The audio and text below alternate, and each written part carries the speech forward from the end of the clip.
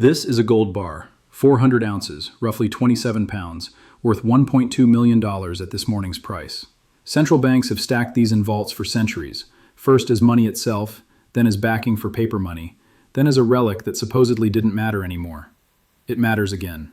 47 days from now, on March 15, 2026, the BRICS Monetary Authority will launch a gold-backed settlement currency for international trade. Not pegged to gold, not referenced to gold, backed by gold, with full convertibility at participating central banks. The announcement came yesterday at 6 a.m. Moscow time. No advance warning, no leaked drafts, just a joint statement from Brazil, Russia, India, China, South Africa, Saudi Arabia, Iran, Egypt, Ethiopia, and the UAE, confirming that the BRICS unit, trading symbol BRCU, will begin settlement operations for commodities, bilateral trade, and reserve holdings on March 15th. The system they're launching doesn't compete with the dollar. It replaces the dollar. And the 45 days between now and launch is the window before American markets price in what this actually means. Here's what they're not telling you. The BRICS gold-backed currency has been discussed for years, dismissed as aspirational, impractical, politically impossible. Too many competing interests, too little trust between members, too much dependency on dollar systems to risk disruption. Every objection was valid. None of them mattered. The joint statement released yesterday runs 147 pages. I've read every word. What it describes is not a theoretical framework or a future ambition. It's operational infrastructure that has been built in secret over the past 31 months, since July 2023, when the BRICS expansion was announced in Johannesburg. The infrastructure includes a central settlement facility in Shanghai, with mirror facilities in Moscow and Mumbai. The Shanghai facility holds 4,200 metric tons of gold, approximately $340 billion at current prices, as initial backing for BRICS unit issuance. A real-time gross settlement system operating independently of SWIFT, connecting 847 financial institutions across BRICS member nations and 34 affiliated countries that have signed observer agreements. A pricing mechanism that values one BRICS unit at 1 gram of gold, with twice-daily fixings based on physical gold transactions in Shanghai, Moscow, and Dubai. A conversion protocol allowing central banks to redeem BRICS units for physical gold at any participating facility, with settlement guaranteed within 7 business days. This isn't a white paper.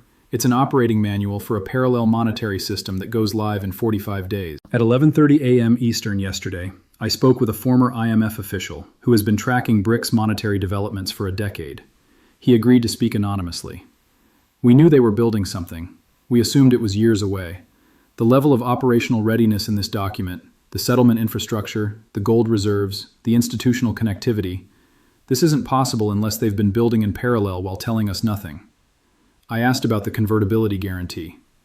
That's what changes everything. Previous proposals were gold referenced, prices denominated in gold terms but settled in local currencies. Full convertibility means a central bank can send BRICS units and receive physical gold. That's not a currency, that's money. The distinction matters enormously. I asked about the dollar implications. If even 20% of current dollar-denominated trade shifts to BRICS units, that's $4 to $5 trillion in annual dollar demand that disappears. The dollar doesn't crash immediately, but the treasury market does. That demand was funding American deficits. The mechanism of dollar displacement is already in motion. Understanding why March 15th matters requires understanding how the dollar maintains its current position. The dollar's reserve currency status isn't based on American economic strength alone. It's based on network effects, the self-reinforcing cycle where people use dollars because other people use dollars. International trade settles in dollars because commodities are priced in dollars. Commodities are priced in dollars because oil has been priced in dollars since the 1974 petrodollar agreement. Oil is priced in dollars because Saudi Arabia agreed to price in dollars in exchange for American security guarantees. Every link in that chain has weakened. Saudi Arabia joined BRICS. The petrodollar agreement was not renewed last year. Oil is already trading in yuan between China and Russia. The BRICS unit breaks the remaining links simultaneously. Commodities priced in BRICS units. Trade settled in BRICS units. Reserves held in BRICS units. Units that convert to gold, not to promises from the Federal Reserve. The network effect that kept the dollar dominant becomes the network effect that accelerates its replacement. Once enough participants use BRICS units, the convenience of dollarization reverses. Holding dollars becomes the friction, not the solution. This is where the lie becomes unsustainable. The official American position, stated by Treasury Secretary Mitchell at Davos 2 weeks ago, is that no alternative to the dollar exists that offers comparable liquidity, stability, and legal infrastructure. The statement was true when he made it. It becomes false on March 15th. The BRICS settlement system processes test transactions of $2 to $3 billion daily. By launch, capacity will exceed $50 billion daily. That's not dollar-level liquidity, but it's sufficient for bilateral trade settlement, commodity transactions, and reserve diversification. Stability comes from gold backing. A currency convertible to physical gold doesn't depend on the monetary policy of any single nation. It doesn't inflate when one country runs deficits. It doesn't devalue when one central bank prints. The stability is metallic, not political. Legal infrastructure exists under the new Development Bank Charter, with dispute resolution through the Shanghai Cooperation Organization's arbitration framework. It's not American legal infrastructure, but BRICS members have concluded that American legal infrastructure serves American interests, not theirs. Every objection the Treasury Secretary raised has been answered. Not perfectly, not completely, but sufficiently for launch, and sufficiently for the nations representing 45% of global population and 36% of global GDP to prefer it to continued dollar dependency. At 3:15 a.m. Eastern this morning, the gold market provided the first confirmation that sophisticated actors understand what's coming. Gold opened Sunday evening trading at $4,687 per ounce, already elevated from pre-QE6 levels. By 3:15 a.m., it had reached $4,892. By Asian market open, $5,147. As of this recording, gold is trading at $5,234 per ounce, and $547 overnight move, on a Sunday. In a market that normally moves $20 to $30 during off hours. The buying is institutional. The lot sizes, visible in market depth data, are central bank scale. Someone is accumulating gold ahead of a deadline they clearly know about. The BRICS launch requires gold. Lots of gold.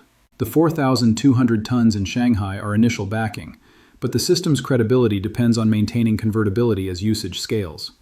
Every BRICS unit in circulation must be backed by gold that actually exists in actual vaults. If BRICS unit adoption reaches $1 trillion in circulation, conservative for a system serving 36% of global GDP, backing requires approximately 6,200 additional tons of gold at current prices. That's 2 years of global mine production. The scramble for gold hasn't begun publicly. It began privately months ago. The overnight price action is the scramble becoming too large to hide. When gold-backed currencies launch, the gold price must rise to provide sufficient backing for anticipated circulation, or circulation must be capped below demand. The BRICS architects chose the first option. They're accumulating gold now, ahead of launch, knowing the price will rise as other nations recognize the same requirement. The $5,234 gold price this morning is the beginning, not the end. The math that determines gold price under a gold-backed system is required backing equals anticipated BRICS unit circulation divided by the gold reserves. If circulation targets exceed reserves at current prices, either circulation is constrained or gold prices rise until the equation balances. A system designed to replace dollar trade settlement needs to be large. Large backing requires high gold prices. The internal BRICS projections, referenced in page 89 of yesterday's statement, anticipate $4 trillion in BRICS unit circulation by 2028. At current gold prices, backing that circulation would require 24,600 metric tons of gold, more than currently held by all central banks combined. The math only works at gold prices between $8,000 and $12,000 per ounce. That's not a prediction. That's the arithmetic required for the system they've announced to function at the scale they've announced. Less than 45 days separate today from the launch that transforms that arithmetic into market reality. While gold rises, treasuries crack. The corollary of BRICS unit adoption is dollar rejection. Every nation that shifts reserves from dollars to BRICS units is a nation that stops buying treasuries and may start selling. BRICS member nations currently hold approximately $3.1 trillion in U.S. Treasury securities. China, $749 billion. India, $232 billion. Brazil, $217 billion. Saudi Arabia, $135 billion. UAE, $89 billion. Others, approximately $1.68 trillion. If half of these holdings are liquidated over the next 12 months, a conservative assumption given the system provides an alternative that didn't previously exist, That's $1.55 trillion in Treasury selling. The Federal Reserve is already purchasing $240 billion monthly through QE6 because private markets won't absorb Treasury supply. Add $1.55 trillion in foreign selling, and the Fed must purchase approximately $370 billion monthly, or yields spike to levels that blow up the federal budget. At 8:30 a.m. Eastern this morning, the 10-year Treasury yield hit 6.73%, up from 5.89% on Friday close. The market is beginning to price in what 45 days from now means for Treasury demand. At 6.73% yields, federal interest expense exceeds $1.5 trillion annually. The entire defense budget is $886 billion. The entire Medicare budget is $944 billion. Interest expense is becoming the largest line item in federal spending, and it rises mechanically as yields rise. The BRICS announcement doesn't cause the Treasury crisis. The Treasury crisis was already happening. QE6 was the proof. The BRICS announcement removes the possibility of muddling through. It sets a deadline. At 6:15 p.m. Moscow time yesterday, President Putin addressed the BRICS announcement in a televised statement. For 80 years, the world has been forced to use a currency controlled by a nation that represents 4% of global population. That era ends on March 15th. What begins is a system where money is money, gold, physical, eternal, not the promises of governments that cannot stop their own printing presses. Putin isn't a reliable narrator, but he's describing something real. The Federal Reserve is printing $240 billion monthly. The dollar has lost 97% of its purchasing power since 1913. The debt-to-GDP ratio exceeds 130%. The Treasury market requires central bank support to function. These aren't Russian propaganda points. They're the IMF's data, the Fed's data, the Treasury's data. Putin is simply reading America's own statistics back to the world and offering an alternative. The alternative has problems. It has limitations. It has risks. But it exists, which is more than it did 48 hours ago. The 45-day window creates a specific market dynamic. Sophisticated actors, central banks, sovereign wealth funds, large institutions, are repositioning now, before March 15th. Retail investors and smaller institutions will recognize the shift later, after prices have moved. The repositioning follows a predictable pattern. Days 1 through 15, now through February 11th, accumulation phase. Smart money buys gold, sells treasuries, reduces dollar exposure. Prices move, but headlines haven't caught up. This is the current phase. Days 16 through 30, February 12th through February 26th. Recognition phase. Media coverage increases. Mainstream analysts begin modeling BRICS impact. Retail investors start reacting. Price moves accelerate. Days 31 through 45, February 27th through March 14th. Panic phase. The launch date becomes unavoidable. Institutions that haven't repositioned scramble. Gold goes parabolic. Treasuries crater. Dollar index collapses. March 15th and beyond. New equilibrium. The BRICS unit is operational. Early transaction data reveals adoption rates. Markets price in the new monetary architecture. The pattern isn't guaranteed. Policy responses could alter timing. The launch could be delayed. The system could malfunction. But the base case, built from the operational details in the 147-page statement, suggests the pattern unfolds approximately as described. What the informed understand is that March 15th isn't just a monetary event. It's a civilizational inflection point. The dollar's reserve status has underwritten American power since Bretton Woods. Military bases in 80 countries, aircraft carriers in every ocean, foreign policy backed by financial sanctions that only work because everyone needs dollars. When everyone doesn't need dollars, the sanctions don't work. When sanctions don't work, military threats become the only enforcement mechanism. When military threats are the only option, every dispute risks becoming a war. The BRICS system is explicitly designed to be sanction-proof. Transactions don't touch American banks. Settlement doesn't flow through SWIFT. The legal framework operates outside American jurisdiction. A nation can trade, hold reserves, and conduct international finance without any exposure to American financial weapons. Iran has already announced it will shift all oil exports to BRICS unit pricing on March 15th. Russia will follow for gas exports. Saudi Arabia hasn't announced but has telegraphed the shift through BRICS membership and petrodollar non-renewal. The commodity markets that anchor dollar demand are migrating to a new system. The migration completes over years, not months, but it begins in 45 days. The market implications are severe and specific. Gold. Target $8,000 to $12,000 per ounce by end of 2026, based on backing requirements for anticipated BRICS unit circulation. Interim target $6,500 by March 15th launch. Treasuries. 10-year yield target 8 to 10% as foreign demand collapses and Fed purchases prove insufficient. Could overshoot to 12% in panic scenarios. Dollar index.